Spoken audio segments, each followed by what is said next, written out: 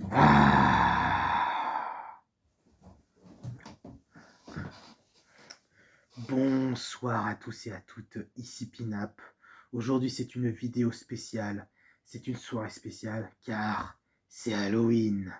Et qui dit Halloween dit album qui fait peur. Donc je vous ai fait une sélection de 6 albums. Pourquoi 6 albums? Car si vous répétez ce chiffre 3 fois, c'est le nombre de la bête. Donc faites attention à vous. J'ai fait ce décor de films, de livres dans le domaine de l'horreur, car déjà c'est des livres et des films cultes, de thrillers, de comédie noire. Je porte ce masque de Jason de Vendredi 13 pour aussi faire un petit coucou à Lol Dark. Voilà une petite référence à toi et aussi tout simplement parce que c'est Halloween et donc les gens se déguisent. Donc sans plus tarder, on y va dans cette sélection d'albums qui font peur. C'est parti. On va monter crescendo. Donc là, on va commencer par le plus soft, on va dire. Le premier disque que j'aimerais vous montrer, pour ma part, je vous le conseille pour des ambiances spectrales, fantomatiques, lugubres. C'est le Face de The Cure. Donc lui, c'est un picture disque que je me suis acheté dans une foire au disque il y a 2 ans. Voilà, n'hésitez pas à aller voir ma vidéo sur ma collection de vinyles spécial The Cure. Et donc, voilà, cet album est très efficace pour ce genre d'ambiance-là. Je vous montre à quoi il ressemble. Et bien sûr, les titres. Donc voilà, le picture disc ressemble à ça. Très très stylé, très bruneux, très triste comme album. Voilà, le groupe commençait à pas mal expérimenter tout ce qui est dans le domaine du sombre. Après 17 Seconds, qui était plus une ambiance inquiétante, très brumeux et assez imprévisible. Mais c'était assez soft. Là, on plonge plus dans les ambiances tristes. Et là le groupe commence à aborder tout ce qui est gothique. Et les titres que je vous recommande dans cet album, Other Voices, qui est complètement spécial avec ses effets de voix, et la voix de Robert Smith qui est très fantomatique, très hantée. Il y a aussi le titre qui est aussi un de mes favoris, Old Cat So Grey, si vous aimez bien ces ambiances tranquilles, très, très hantées, très lugubres, assez spécial. Voilà, ce titre-là est parfait pour vous. The Funeral Party aussi, avec ses synthés complètement tristes, comme si on était dans un cimetière. Voilà, je vous recommande ces 3 titres-là, mais en général, l'album est complètement efficace. Il y a peut-être 2 titres qui sonnent un peu plus joyeux, comme Primary et Dobbs, qui est des titres assez bougeants, un petit peu colériques, surtout pour Dobbs. Mais cet album est complètement efficace pour ce genre d'ambiance lugubre. On continue toujours ces ambiances lugubres dans un album de dark ambiante que je vous ai présenté dans le tout début de ma chaîne, voilà, dans ma première vidéo, sortie en 2008, et je l'ai acheté chez mon disquaire favori, Balade Sonore. C'est le Persistent Repetition of Rises de Caretaker. Voilà, on continue encore dans ces domaines-là complètement hantés, complètement sombres, complètement tristes. Je trouve que cet album représente bien ça, car bon, j'en possède 2, 3 autres, mais je trouve qu'ils ne sont pas assez effrayants. C'est beaucoup plus ancien, beaucoup plus joyeux, je trouve, beaucoup plus mélancolique.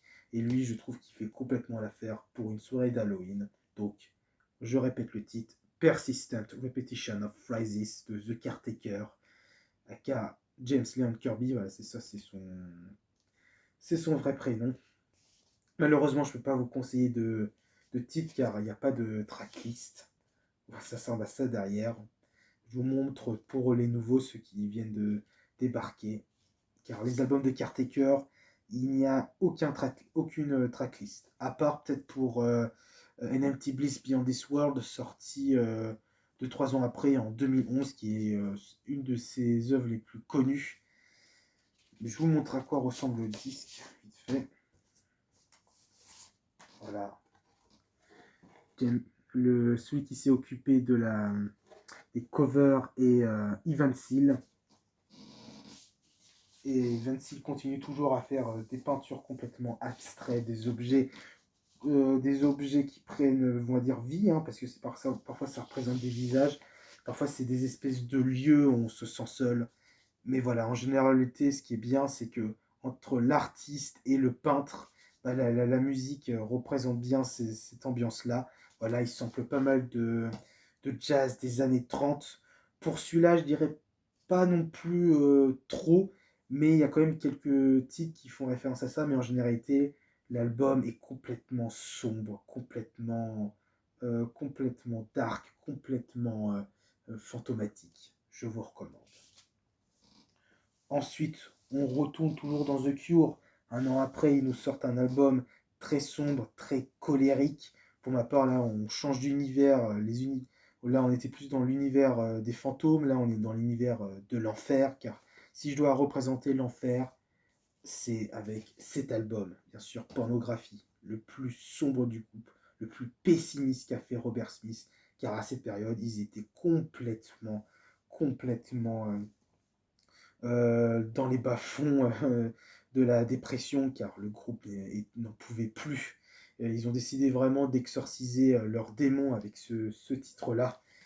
Enfin, ce titre, qu'est-ce que je raconte, excusez-moi, avec cet album-là, car Robert Smith, à la base, voulait se suicider ou soit sortir un album, et il a choisi l'option de sortir un album, et il a bien fait.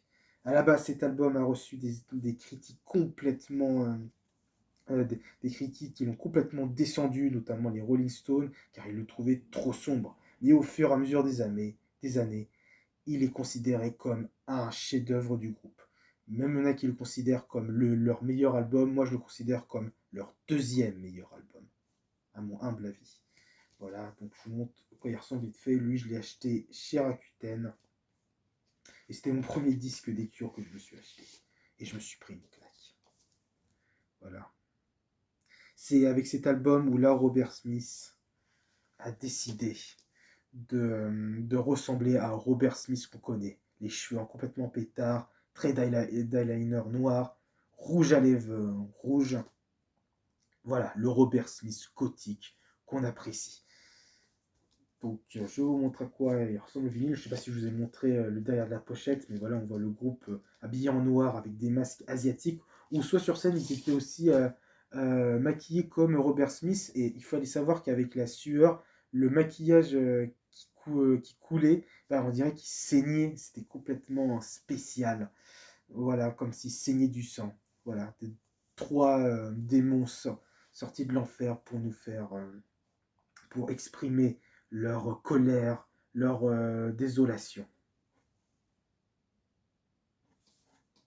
Et je vous mettrai en lien de la description ou dans les commentaires un titre qui apparaît dans la version Deluxe Airlock. Voilà, Airlock, pareil, c'est une bande-son qui mettait au début de leur concert pour cette ambiance assez spéciale, lugubre, où en fait c'est plein de collages de personnes qui parlent, d'effets, de fantômes, des pianos complètement désaccordés. C'est complètement spécial, ce titre-là. 28 minutes.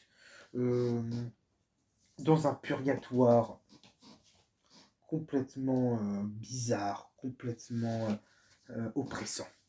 Les titres que je vous recommande de cet album qui font pour ma part ambiance Halloween, 100 Years, complètement colérique, avec les premières phrases If it doesn't matter if you all die, si ça n'a pas d'importance, si nous mourrons tous. Il y a aussi le titre A Short Term Effect, complètement bizarre. Ces guitares qui sont un peu désaccordées, même si ils sonnent quelque chose de allez, on y va. Cet album est en train de descendre avec ces espèces de guitares qui se mettent un peu à désaccorder. Ces pianos aussi, ça commence bien et ça redescend complètement dans une ambiance très très bizarre. Et c'est marrant parce que A Short Term Effect parle un peu des effets de la drogue. Voilà, en plus, le titre dit tout, un effet à court terme. Et je recommande bien sûr le titre Pornographie, où là c'est le chaos total, avec ses guitares désaccordées, ses voix complètement à l'envers, la voix de Robert Smith presque menaçant, comme, comme un tyran ou comme un dictateur. Voilà, il en a marre, on est complètement au bout du rouleau. Et à la fin, il nous dit, je dois trouver un remède, combattre cette maladie. Voilà, cet album, c'est vraiment un purgatoire, c'est un enfer. Je vous recommande de l'écouter aussi en entier, bien entendu. Ensuite, là, on passe en 1998. Là, on est plus dans les ambiances sombres et sensuelles. On va s'orienter dans de la trip-hop, car là, on était plus dans la new wave et le dark ambient, pardon. Mezzanine de Massive Attack, bien entendu. Bah oui, car faut savoir que les trois membres, Streety, Daddy et Mushroom, étaient complètement tristes et n'en pouvaient plus de ce projet et a décidé de le produire dans la souffrance et l'ont accouché dans la souffrance, voilà, je me répète.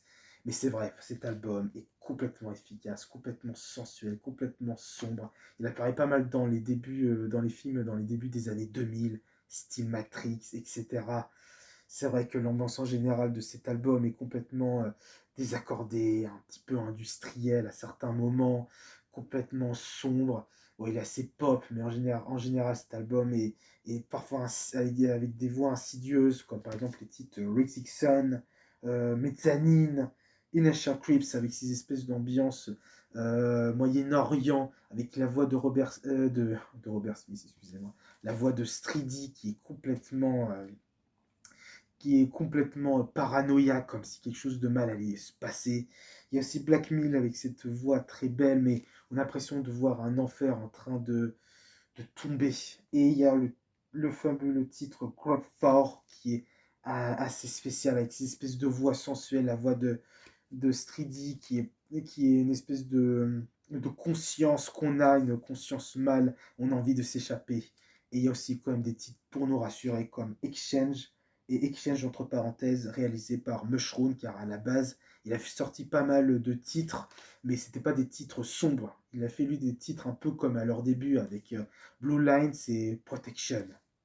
Mais en général, cet album est complètement efficace. On a envie de fumer. Bon, le tabac est à consommer avec modération, bien sûr, mais il apparaît dans plusieurs films. C'est une ambiance complètement sombre, un combat dans des salles complètement défectueux. C'est génial. Et il faut savoir qu'à l'époque, pourquoi ils ont mis un insecte, car Streedy était complètement passionné par les insectes. Et c'est marrant car dans le clip Daydreaming, on le voit en train d'examiner des insectes. Je me demande si c'est pas un avant-goût de Mezzanine. Lui, je l'ai eu chez un disquaire nommé Exodisc qui se situe sur Paris. Voilà. C'est une réédition, bien entendu.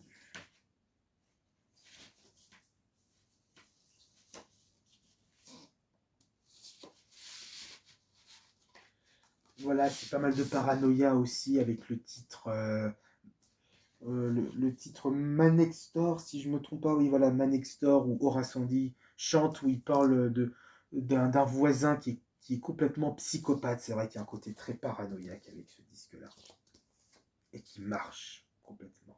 Et c'est marrant parce qu'on retrouve du The Cure dedans, parce que dans le titre Man Next Door, il sample le titre 10-15 Saturday Night. Et bon, bah, ils ont pris cher car The Cure n'était pas d'accord et je crois qu'ils ont dû payer des amendes pour les samples, etc. C'est pas facile. Ça n'était pas facile pour eux, mais ils ont sorti ce chef-d'œuvre qui est génial, qui est vraiment très très sombre. C'est vraiment une porte d'entrée dans la trip-hop, cet album, une porte d'entrée facile. Je vous recommande d'écouter cet album pour ses ambiances sombres et sensuelles. Ensuite, on retourne en 2008. Là, on est plus dans de la shoegaze dark rock assez électronique avec des boîtes à rythme, mais pas des boîtes à rythme à la The Cure, même si pour certains titres ça fait référence à ça, mais quelque chose d'électronique, mais avec beaucoup, beaucoup de reverb. C'est l'album Avenas Live Desconsciousness.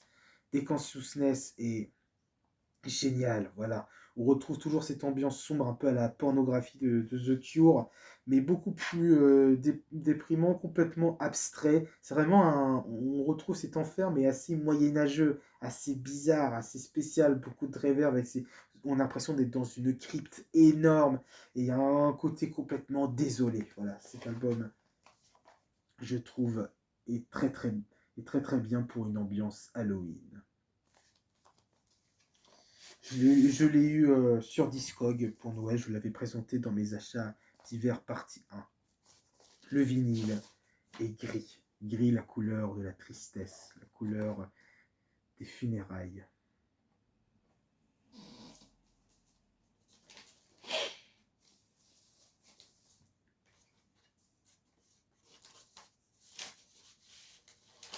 À l'intérieur, il y a aussi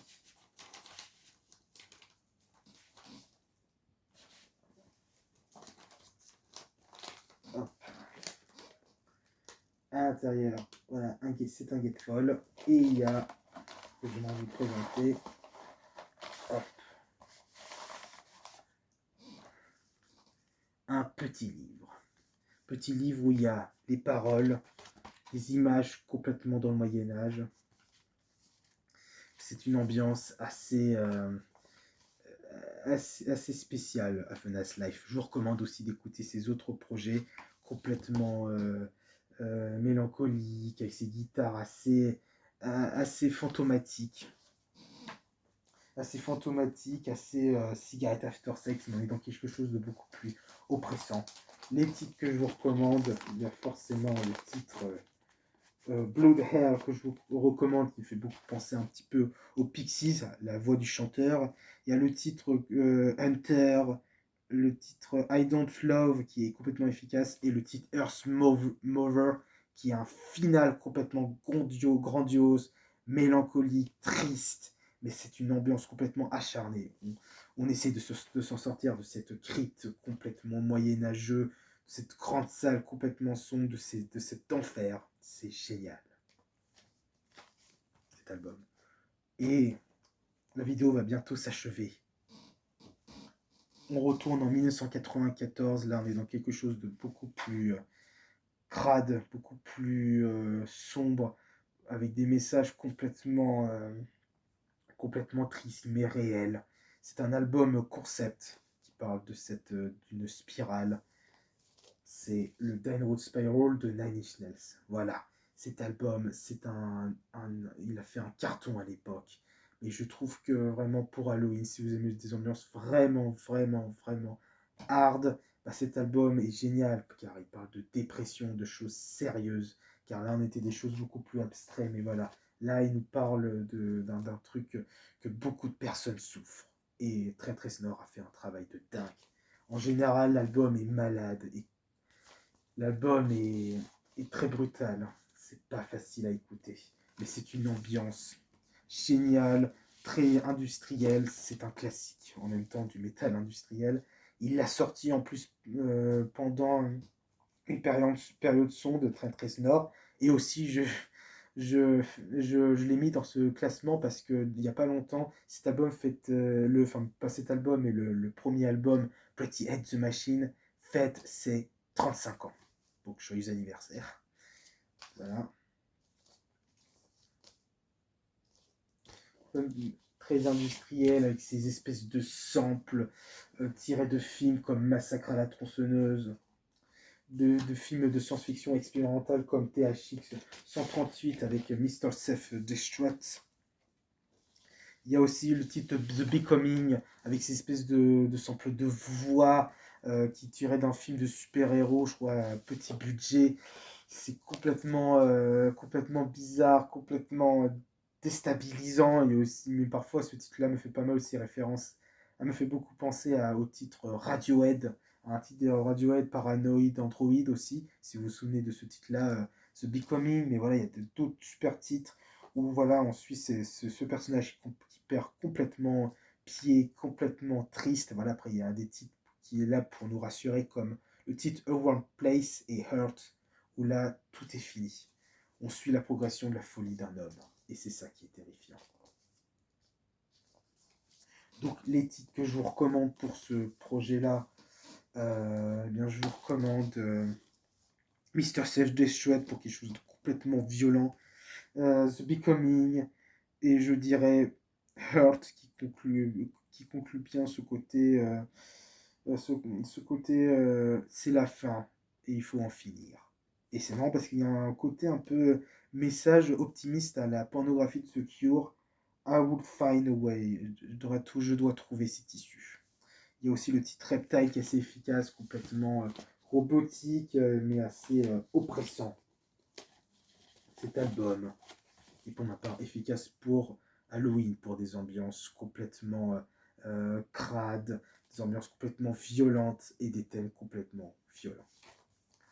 Voilà, cette vidéo s'achève. J'espère que cette sélection de disques vous a plu. De mon côté, ça n'a pas été évident car pas mal de disques que j'ai dans ma collection et sont pas mal d'ambiances sombres, ont pas mal de contextes aussi sombres. Ça n'a pas été évident à faire cette vidéo, mais aussi je vous mettrai en lien de la description parce que si vous connaissez par cœur ces disques, bah, c'est pas très drôle, et bah, je vous ferai une playlist spéciale Halloween avec des titres, on va dire, bizarres, spéciales pour vous frissonner. Voilà. Merci d'avoir regardé cette vidéo et joyeux Halloween à vous. Faites attention.